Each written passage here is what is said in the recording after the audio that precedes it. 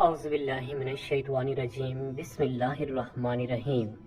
آج میں اپنے تمام بہن بھائیوں کی خدمت میں سورہ کوثر کا ایک ایسا خوبصورت عمل لے کر حاضر ہوا ہوں۔ میں اللہ رب العزت کی بارگاہ میں دعا گو ہوں کہ اس چھوٹی سی سورہ مبارکہ کی تلاوت کرنے سے، اس سورہ مبارکہ کو پڑھنے سے، اس کا ورد کرنے سے اللہ رب العزت آپ تمام بہن بھائیوں کی پریشانیوں کو، مصیبتوں کو، رنج و غم کو دور کر دے اور سب کو اپنے ہر مقصد میں اللہ رب العزت کامیابی عطا فرمائے۔ پیارے ناظرین، سورہ کوثر کے بارے میں کہا جاتا ہے کہ یہ واحد ایسی سورہ مبارکہ ہے جو شخص اس سورہ مبارکہ کا کوئی وظیفہ کر لیتا ہے، اللہ رب العزت اس دنیا میں اسے غنی کر دیتا ہے۔ کئی لوگ تو مثال یہ دیتے ہیں کہ سورہ کوثر پڑھنے سے کوئی رکشے والا بھی آسانی کے ساتھ کروڑ پتی بن سکتا ہے۔ کوئی فقیر ہو جس کے پاس 1 روپیہ تک نہ ہو، وہ بھی کروڑوں کا مالک بن جاتا ہے۔ آج میں اپنے تمام بہن بھائیوں کو سورہ کوثر کا ایک خوبصورت عمل بتانے جا رہا ہوں۔ انشاءاللہ اس عمل کی بدولت آپ تمام بہن بھائی بڑی سے بڑی کامیابی بھی حاصل کر سکتے ہیں۔ اگر آپ اپنی ذاتی گاڑی لینا چاہتے ہیں، اپنا خود کا گھر جو کہ آپ ایک خواب بنتا جا رہا ہے، وہ اگر آپ لینا چاہتے ہیں، یا آپ کوئی کاروبار کرنا چاہتے ہیں، الغرض کہ آپ جس بھی مقصد کے لیے اس وظیفہ کو پڑھیں گے، انشاءاللہ اللہ رب العزت اس مقصد میں آپ کو ضرور کامیابی عطا فرمائے گا۔ پیارے ناظرین، یہ حقیقت ہے کہ آپ جس چیز کو کثرت کے ساتھ پڑھیں، جس چیز کو کثرت کے ساتھ یاد کریں، اس چیز کا کثرت کے ساتھ نام لیں، تو وہ چیز آپ کے دل میں اتر جاتی ہے۔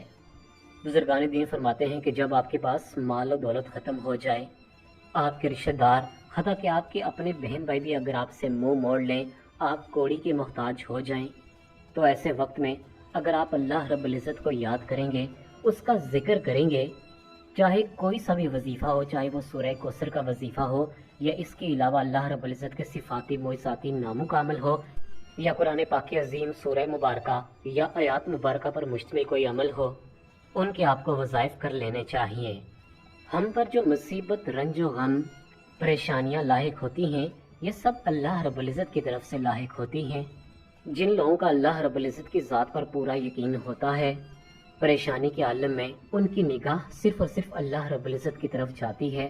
وہ دوسروں کے آگے ہاتھ پھیلانے کے بجائے وہ اللہ سے سیدھا مانگتے ہیں۔ جب ہم اللہ رب العزت سے سچے دل کے ساتھ اپنے گناہوں کی معافی طلب کرتے ہیں، اس سے مانگتے ہیں، اس کے سامنے رو کر گڑ گڑا کر دعائیں کرتے ہیں، تو اللہ رب العزت ہمیں اس پریشانی سے فوراً نکال دیتا ہے۔ پیارے ناظرین، آج کے اس نازک دور میں سخت مہنگائی کا عالم ہے۔ جدھر آپ نظر دوڑائیں، ہر طرف بھوک پھیلی ہوئی ہے۔ گھر کے اخراجات پورے ہونے کا نام ہی نہیں لے رہے۔ میرے وہ بہن بھائی جو چاہتے ہیں کہ اللہ رب العزت اپنے کرم و فضل سے ان کے گھر میں برکت پیدا فرمائے اور ان کے مہینے کے اخراجات صحیح سے گزریں، وہ خوشی خوشی پورا مہینہ گزاریں بغیر کسی کے آگے ہاتھ پھیلائے، اور آہستہ آہستہ ان کے کاروبار میں، ان کے رزق میں برکت پیدا ہونا شروع ہو جائے، وہ دن بدن ترقی کی طرف چلنا شروع ہو جائیں، تو اس کے لیے آج کا ہمارا بتلایا ہوا سورہ کوثر کا ایک چھوٹا سا عمل لازمی کر لیں۔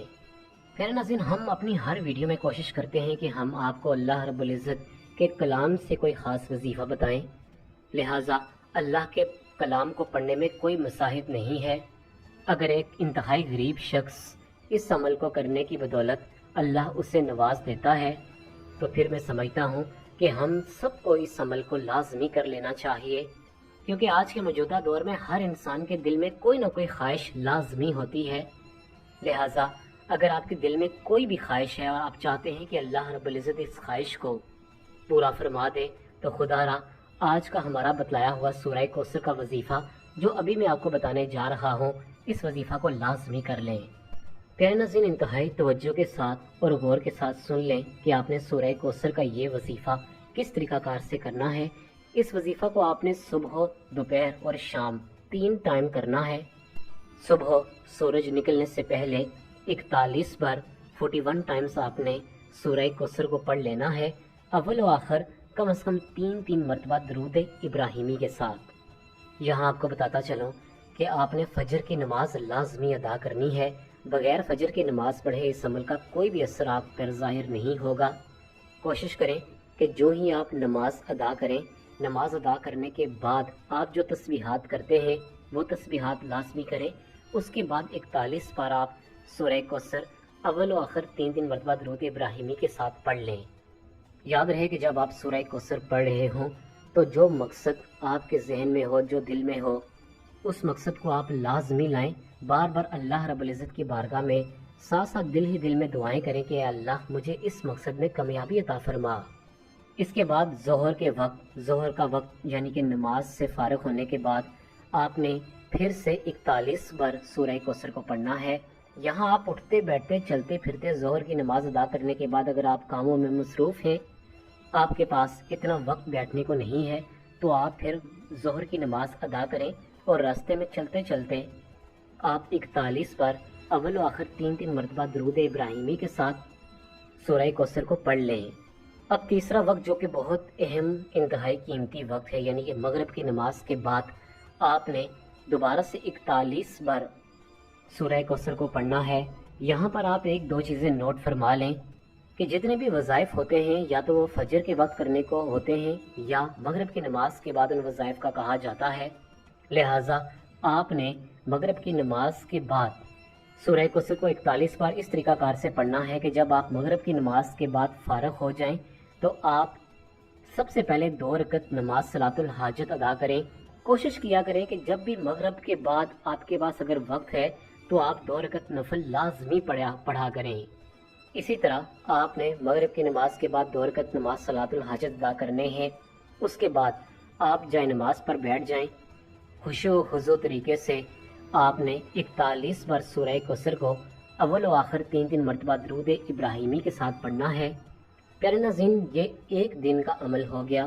اسی طریقہ کار سے آپ نے دوسرے دن بھی سورہ کوثر کو فجر، ظہر اور مغرب کی نماز کے بعد پڑھنا ہے، اور تیسرے دن بھی آپ نے اس عمل کو دہرانا ہے۔